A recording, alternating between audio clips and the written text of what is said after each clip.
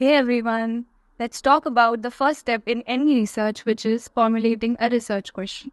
A research question is an uncertainty about something in the population that the investigator wants to resolve by making measurements in the study population. It sets out clearly what the investigator wants to know. I'll sum up in 6 steps as to how one can conceive a research question. First, an elaborate review of literature. Second, you raise a question, and then in the third step, you decide whether it is worth investigating or not through a peer review. Fourth, by defining measurable exposures and outcomes. And fifth, sharpening the initial question based on the above.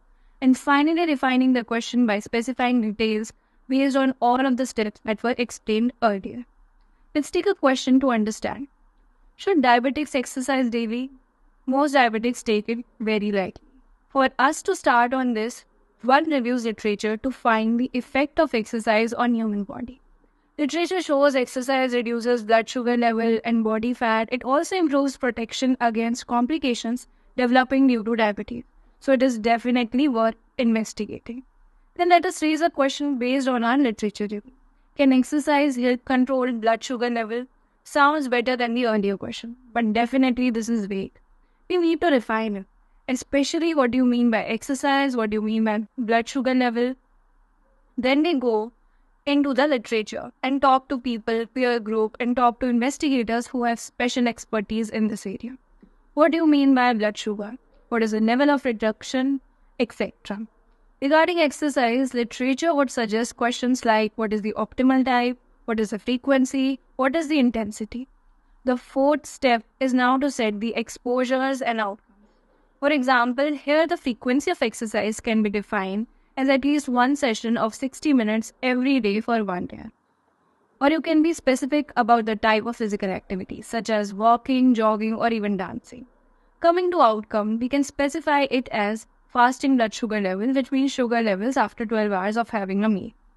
The fifth step, therefore, is to sharpen our initial question. An example of descriptive study in our example is how many diabetics practice walking regularly. On an analytical question, it could be, in order to improve management of type 2 diabetes, we wish to know whether brisk walking by diabetics for at least 1 hour daily reduces fasting blood sugar level as compared to those who do not. After framing a good research question, we need to test this question to a test called FINER, which comprises of 5 elements. Is this research question feasible to answer? Is this interesting to answer? Is it novel? Is it ethical to do studies around this research question? Is it relevant? Well, that's it for now. In the next video, we will look at the question, what is a hypothesis? Stay tuned, and if you have any questions, please feel free to reach out to us at SRQC. Thank you.